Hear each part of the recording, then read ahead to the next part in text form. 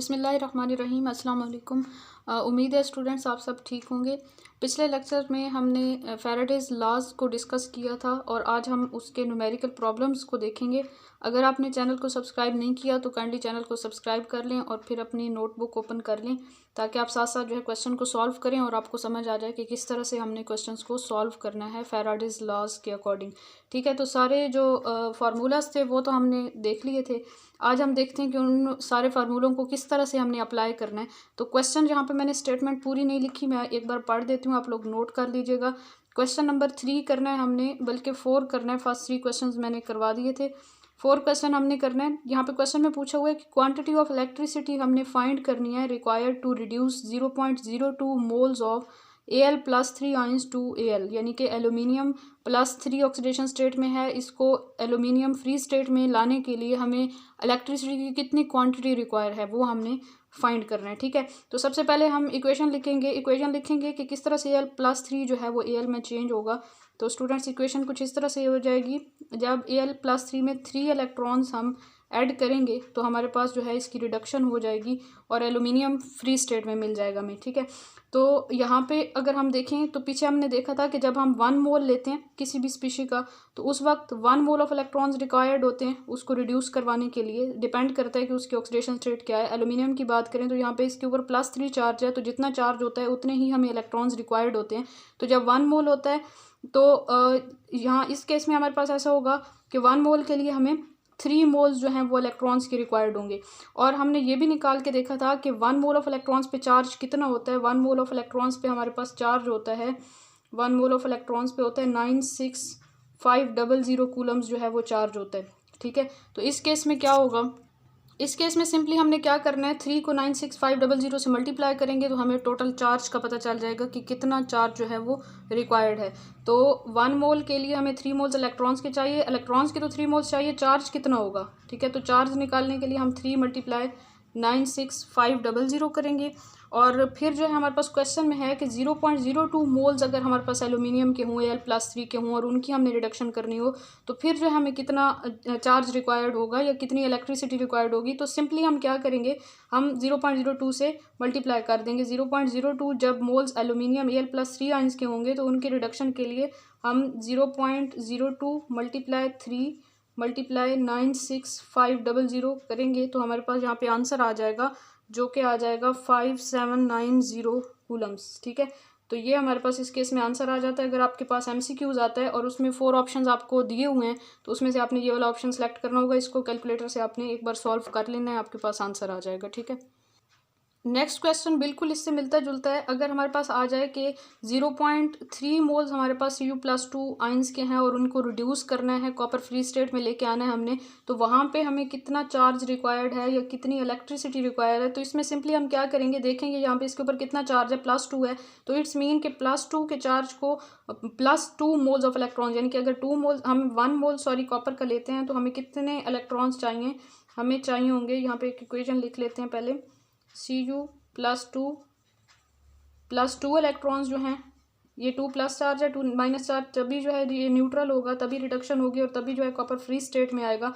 जब 1 मोल इसका ले रहे हैं तो इलेक्ट्रॉन्स के 2 मोल्स ले रहे हैं, मीन कि अब चार्ज की फॉर्म में बात करें तो 1 मोल ऑफ कॉपर को रिड्यूस करने के लिए हमें 2 × 96500 इतना चार्ज रिक्वायर्ड है। ठीक है, और अगर हमने जो है 0.3 मोल्स करने हैं तो सिंपली हम 0.3 को इस क्वांटिटी से मल्टीप्लाई कर देंगे, 0.3 × 2 × 96500, तो ये हमारे पास आंसर आ जाता है 57900 कूलम्स। ठीक है, तो इस तरह का कोई भी क्वेश्चन आ जाए तो आपने सिंपली क्या करना है, चार्ज को देखना है, जितना चार्ज होगा उतने मोल्स हमें इलेक्ट्रॉन्स के चाहिए होंगे। 1 मोल पे 96500 चार्ज होता है, उतने मोल्स पे कितना होगा उसी क्वांटिटी से हम मल्टीप्लाई करेंगे। हमारे पास ये सिंपली जो है इस इक्वेशन के लिए कूलम में चार्ज की वैल्यू आ जाएगी। फिर अकॉर्डिंग टू क्वेश्चन जितने मोल्स दिए हुए हैं जो क्वांटिटी आएगी उसको क्वेश्चन वाली क्वांटिटी के साथ मल्टीप्लाई करेंगे तो हमारे पास टोटल इलेक्ट्रिसिटी की क्वांटिटी या फिर चार्ज आ जाएगा। क्वेश्चन नंबर 6 हमारे पास ये है कि अगर हमारे पास 3 इलेक्ट्रोलिटिक सेल्स जो हैं वो सीरीज़ में कनेक्ट किए हुए हैं। ठीक है, फर्स्ट सेल जो है अगर वो है सिल्वर नाइट्रेट का, ठीक है, सिल्वर नाइट्रेट का, या फर्स्ट हमने जिंक सल्फेट का कर लिया, सेकंड कर लें सिल्वर नाइट्रेट का। ठीक है, AgNO3, एंड थर्ड जो है वो कॉपर सल्फेट का है, मीन केस में इलेक्ट्रोलाइट जो है वो जिंक सल्फेट यूज़ हो रहा है, सेकंड में सिल्वर नाइट्रेट और थर्ड में जो है कॉपर सल्फेट का जो है इलेक्ट्रोलाइट यूज़ हो रहा है। तो यहाँ पे हमारे पास क्वेश्चन में जो चीज़ें दी हुई हैं वो ये हैं कि करंट जब सीरीज़ में सेल्स को कनेक्ट किया जाता है स्टूडेंट्स, तो इक्वल अमाउंट ऑफ इलेक्ट्रिसिटी जो है वो पास कर रही होती है सारे सेल्स में से। ये बेसिक बात है, आप लोगों को पहले भी मैंने बताई थी। तो करंट यहाँ पे फ्लो कर रहा है तीनों सेल्स में, करंट की अमाउंट है 4.50 एम्पियर, और जो सिल्वर का वेट यहाँ पे या मैस हमें ऑब्टेन होगा कैथोड के ऊपर वो है 3.5 ग्राम्स। अब क्वेश्चन में जो चीज़ हमने फाइंड करनी है वो है टाइम, कि कितना टाइम लगेगा यहाँ पे कंप्लीट होने के लिए, टोटल मतलब कि रिडक्शन होने के लिए और प्रोडक्ट ऑब्टेन होने के लिए हमें कितना वेट मिलेगा कॉपर का और कितना वेट जो है वो जिंक का मिलेगा। तो ये क्वेश्चन की स्टेटमेंट है। अब इसको सॉल्व करते हैं। हाँ जी, सबसे पहले हमें सिल्वर का वेट चूंकि दिया हुआ है तो हम ये चेक कर लेते हैं कि सिल्वर की रिडक्शन के लिए और सिल्वर का इतना वेट ऑब्टेन करने के लिए यहाँ पे कितनी इलेक्ट्रिसिटी यूज़ हुई है, मीन कि कितना चार्ज यूज़ हुआ है। तो उसके लिए क्या करेंगे, हम इस इक्वेशन को देखेंगे। सिल्वर Ag प्लस आयन था, उसने एक इलेक्ट्रॉन गेन किया, उसकी रिडक्शन हुई और Ag में चेंज हुआ। अब यहाँ पे हमें बहुत अच्छे से नज़र आ रहा है कि इलेक्ट्रॉन 1 मोल Ag प्लस आयन, तो इसका मतलब है कि 1 मोल जब सिल्वर होता है तो उस वक्त सिल्वर का जो एटॉमिक मैस होगा वो कितना होगा, 1 मोल का कितना मैस होता है 108 ग्राम, ठीक है। और इलेक्ट्रॉन का चार्ज अगर हम यहाँ पे निकाल लें तो चार्ज कितना होगा 1 मोल ऑफ इलेक्ट्रॉन का 96500, जो कि आप सबको अब अच्छी तरह याद हो चुका होगा। 96500 कूलम्स चार्ज होगा और 108 इसका जो है मैस होगा सिल्वर का, ठीक है, वो एटॉमिक मैस है, वो सिंपल बात है। अब यहाँ पे हमें देखें तो हमें कितना वेट ऑब्टेन हुआ है, हमें यहाँ पे ऑब्टेन हुआ है सिल्वर का 3.5 ग्राम जो है वो वेट ऑब्टेन हुआ है, 3.5 ग्राम। जब 108 ग्राम था तो उस वक्त चार्ज कितना फ्लो कर रहा था 96500, यानी कि क्वांटिटी ऑफ इलेक्ट्रिसिटी, ठीक है। तो जब 3.5 होगा तो उस वक्त चार्ज कितना फ्लो करेगा, 96500 डिवाइडेड बाय 108 हो जाएगा और मल्टीप्लाई 3.5 हो जाएगा। तो इस तरह से हमारे पास क्वांटिटी ऑफ इलेक्ट्रिसिटी ऑब्टेन हो जाएगी। जब 3.5 ग्राम वेट डिपॉजिट होगा तो उस वक्त चार्ज या इलेक्ट्रिसिटी कितनी फ़्लो हुई होगी कि हमें इतना वेट मिला है सिल्वर का। तो उसमें हम क्या करेंगे, सिंपली जो है यहाँ पे भी 108 से डिवाइड किया, इधर भी 108 से डिवाइड किया, दोनों तरफ, ठीक है। तो 108 से डिवाइड करेंगे तो हमारे पास 1 ग्राम के लिए आ जाएगा चार्ज। तो फिर क्या होगा, 3.5 ग्राम के लिए निकालने के लिए हम यहाँ पे भी 3.5 से मल्टीप्लाई करेंगे और इस साइड पे भी 3.5 से मल्टीप्लाई करेंगे। तो कुछ इस तरह से आ जाएगी वैल्यूज़, और इन वैल्यूज़ को फिर कैलकुलेट करने के लिए मैंने यहाँ पे पॉइंट को ख़त्म किया है, 10 आ गया नीचे, ठीक है। और फिर इनको आपस में मल्टीप्लाई करके जब डिवाइड किया तो ये हमारे पास टोटल चार्ज आ गया, ये टोटल अमाउंट ऑफ इलेक्ट्रिसिटी हमें मालूम हो गई है कि तीनों सेल्स में जब भी सीरीज़ में कनेक्ट करते हैं तो same amount of electricity pass करेगी। तो तीनों सेल्स में कितनी इलेक्ट्रिसिटी पास कर रही है, यानी कि क्यू की वैल्यू ये हमारे पास आ गई है, ठीक है। फर्स्ट इसका हमने क्यू की वैल्यू निकालनी थी क्योंकि नेक्स्ट में जो है हम यूज़ करेंगे क्यू की वैल्यू। नेक्स्ट हमने क्या करना है, टाइम मालूम करना है, यहाँ पे टाइम भी है। तो टाइम मालूम करने के लिए स्टूडेंट्स हम लोग फार्मूला यूज़ करेंगे, Q is equal to I multiply T होता है, ठीक है। तो आई मल्टीप्लाई टी, और टी की वैल्यू हमने चूंकि निकालनी है तो ये हमारे पास हो जाएगा T is equal to Q divided by I. अब हमें आई जो है ये करंट है और करंट की वैल्यू गिवन है, क्यू की वैल्यू हमने फाइंड कर ली। अब इसको हम डिवाइड कर लेंगे, इस वैल्यू को करंट की वैल्यू से डिवाइड करेंगे, 3127.3 divided by 4.50 is equal to हमारे पास ये वैल्यू आ जाएगी टाइम की। कैलकुलेशंस के बाद हमारे पास ये आंसर आ जाएगा 694 सेकेंड्स। तो हमने पहले क्यू की वैल्यू फाइंड की, क्यू से हमने टाइम की वैल्यू फाइंड कर ली, तो एक जो है वो पार्ट हमारा सॉल्व हो गया। अब कॉपर का वेट और जिंक का वेट हमने फाइंड करना है। इसके लिए भी हम उसी तरह इक्वेशंस राइट करेंगे सिल्वर की तरह, कि जिस तरह सिल्वर की रिडक्शन हुई थी जिंक की रिडक्शन होगी तो Zn+2 आइन होगा, इसमें 2 इलेक्ट्रॉन्स हम ऐड करते हैं तो हमारे पास Zn आ जाता है। तो लेट्स सपोज हमारे पास अगर 1 मोल है जिंक का, 1 मोल हमें ऑब्टेन हो रहा है, तो 1 मोल का मैस कितना होगा स्टूडेंट, 65 ग्राम्स होता है एटॉमिक मैस इसका।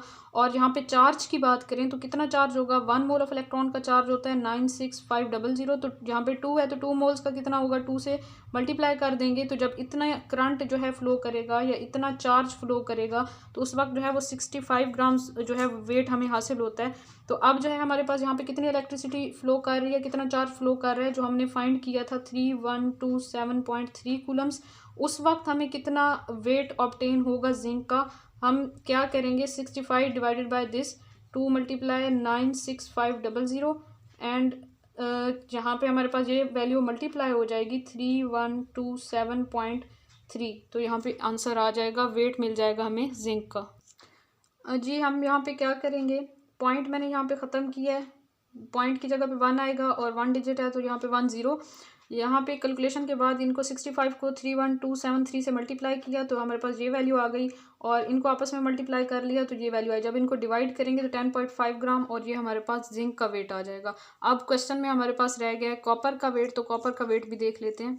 बल्कि कॉपर का वेट भी सेम हमने इसी प्रोसीजर से फाइंड करना है। उसके लिए हम इक्वेशन राइट करेंगे, Cu + 2 आइंस +2 इलेक्ट्रॉन्स ऐड होंगे इसमें, हमारे पास कॉपर की रिडक्शन हो जानी है। अब देखें अगर 1 मोल कॉपर हो तो कॉपर का कितना मैस होता है, मीन के कॉपर का एटॉमिक मैस कितना होता है, वो होता है 63.5। तो इसको जो है आपने खुद से कैलकुलेट करना है और मुझे बताना है कमेंट्स में कि यहाँ पे कॉपर का कितना वेट ऑब्टेन होगा। ठीक है, सेम यही प्रोसेस होगा, सेम जिंक की जैसे हमने कैलकुलेशन की है 100% ऐसे ही कैलकुलेशन करेंगे। हाँ जी, क्वेश्चन नंबर 7 हमारे पास है। यहाँ पे स्टेटमेंट मैंने कंप्लीट राइट नहीं की, लेकिन मैं यहाँ पे आप लोगों को समझा देती हूँ कि क्वेश्चन क्या है, क्या पूछा हुआ है।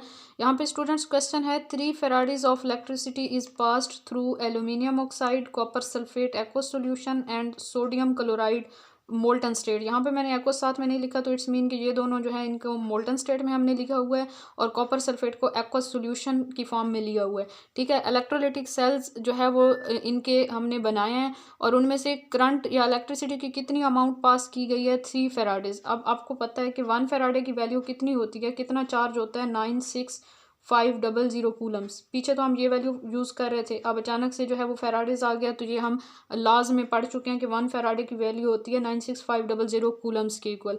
ठीक है, तो अब इसको सॉल्व क्या करना है, क्या फाइंड करना है। यहाँ पे हमने एल्यूमिनियम, कॉपर और सोडियम की रेशो बतानी है कि कितनी रेशो जो है वो डिपॉजिट होगी।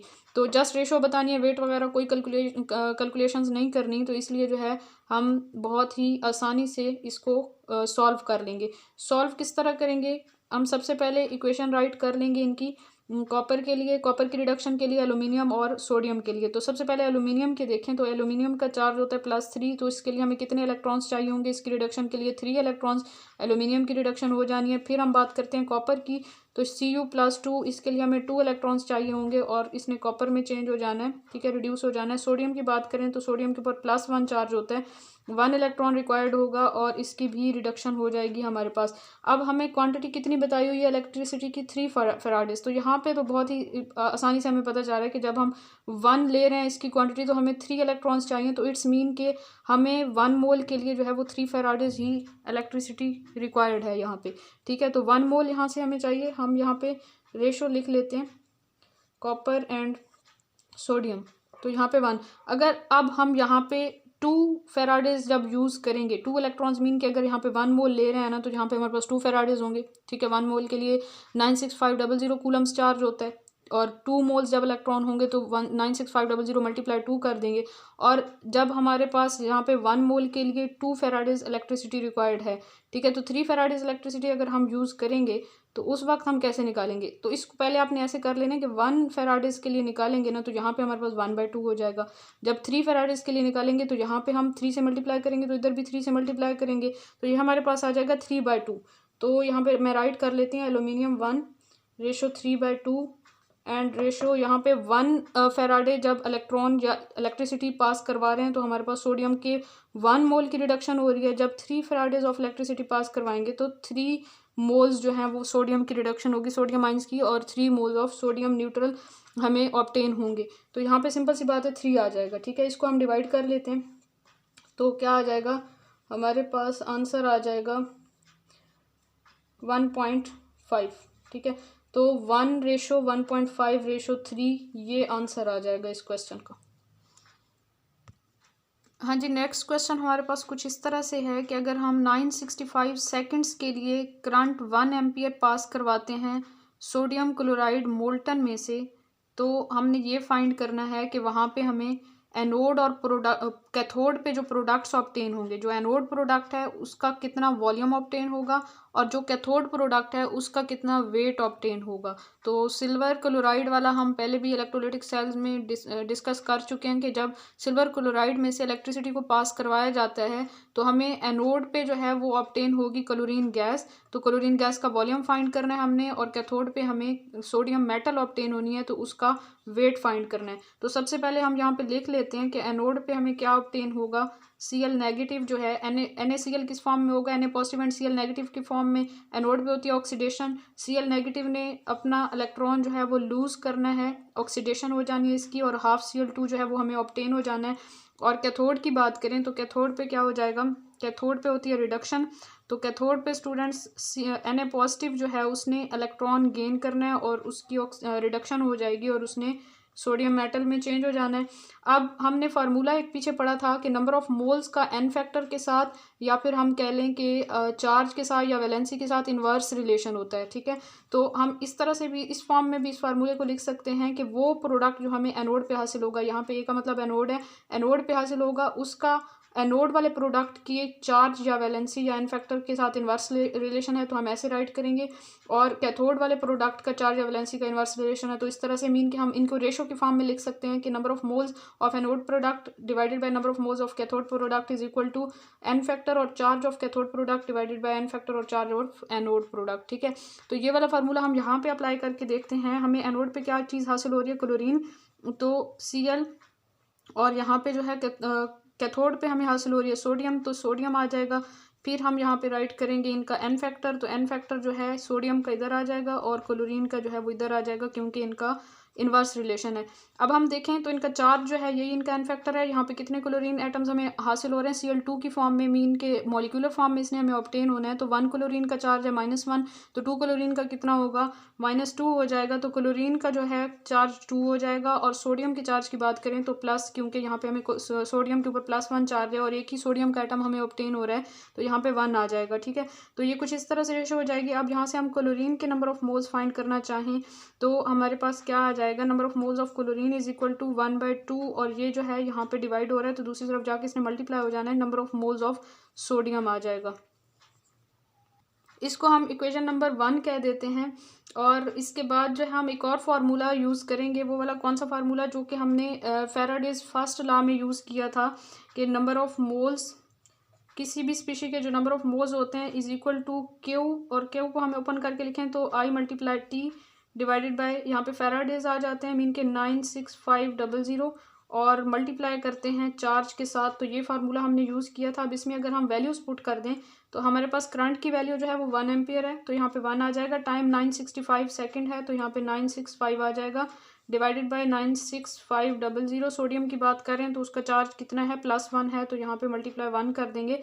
अब हम यहाँ से 965 जो है इससे हम इसको कैंसिल करते हैं तो 100 100 आ जाएगा। 1 डिवाइडेड बाय 100 जो है ये हमारे पास नंबर ऑफ मोल्स आ गए सोडियम के, और नंबर ऑफ मोल्स क्लोरीन के हमने फाइंड करने हैं, तो 1/2 multiply number of moles of sodium करेंगे। तो इसमें हम अगर वैल्यू यहीं पे पुट कर दें तो ये कुछ इस तरह से हो जाएगा, 1/2 मल्टीप्लाई 100 हो जाएगा, और यहाँ पे आ जाएगा 50, तो यहाँ पे 50 आंसर आ जाना है। नहीं सॉरी, ये 1/100 था, तो यहाँ पे हम क्या करेंगे, 1/2 एंड मल्टीप्लाई 1/100, तो ये हमारे पास आ जाएगा 1/200। ये हमारे पास आ गए number of moles of chlorine and number of moles of sodium भी आ गए। हमने फाइंड क्या करना था, हमने weight of cathode product mean के weight of sodium and volume of chlorine find करना है। तो चलिए यहाँ पे राइट कर लेते हैं कि जो नंबर ऑफ मोल्स क्लोरीन के हमें ऑब्टेन हुए हैं वो कितने ऑब्टेन हुए हैं, number of moles of chlorine is equal to 1 divided by 200, and number of moles of sodium जो हमें ऑब्टेन हुए हैं वो हैं 1 डिवाइडेड बाय 100, ठीक है। इसको फिर मैं रेस करके यहाँ पे आगे कैलकुलेशन करती हूँ। तो सोडियम का वेट फाइंड करने के लिए तो हम सिंपली मोल्स वाला फार्मूला यूज़ करेंगे। मोल्स वाला फार्मूला क्या होता है, मैस ओवर मोलर मैस होता है। तो मोल्स जो है वो हमें सोडियम के पता है, मोलर मैस भी हमें सोडियम का पता है, कितना होता है 23 होता है। तो हमने फाइंड क्या करना है, मैस फाइंड करना है, यानी कि वेट फाइंड करना है। तो वेट को सिंपली मैस को हम यहीं पे रखें और मोलर मैस दूसरी तरफ जाके मोल्स के साथ मल्टीप्लाई हो जाएगा, तो मोल्स मल्टीप्लाई मोलर मैस करेंगे और इसमें वैल्यूज़ पुट करेंगे। मोल्स कितने हैं सोडियम के, 1/100, एंड मोलर मैस जो है वो 23 है। तो यहाँ पे हम मल्टीप्लाई करने के बाद हमारे पास जो आंसर आ जाएगा वो आ जाएगा 0.23 ग्राम्स, ठीक है। तो ये वेट हमें ऑब्टेन हो गया सोडियम का, यानी कि कैथोड प्रोडक्ट का वेट आ गया। अब हमने क्या करना है, क्लोरीन का वॉल्यूम फाइंड करना है, और वॉल्यूम फाइंड हम किस तरह से करते हैं, नंबर ऑफ मोल्स को हम मल्टीप्लाई कर देते हैं 22.5 4 के साथ, क्योंकि आपको पता है कि मोलर वॉल्यूम क्या होता है, 22.414 डेसीमीटर क्यूब होता है 1 mole of any gas at STP. ठीक है, तो हम क्या करेंगे, जब भी हमने वॉल्यूम फाइंड करना है तो हम नंबर ऑफ मोल्स को 22.4 के साथ मल्टीप्लाई करेंगे, चाहे हम लीटर्स में ले रहे हैं तो इस तरह से हमारे पास आ जाएगा, या फिर डेसीमीटर क्यूब में। तो हमने क्लोरीन का वॉल्यूम फाइंड करना है, तो हम क्या करेंगे, क्लोरीन के जो नंबर ऑफ मोल्स हैं वो हमें कितने ऑब्टेन हुए थे, 1/200 और मल्टीप्लाई 22.4 करेंगे।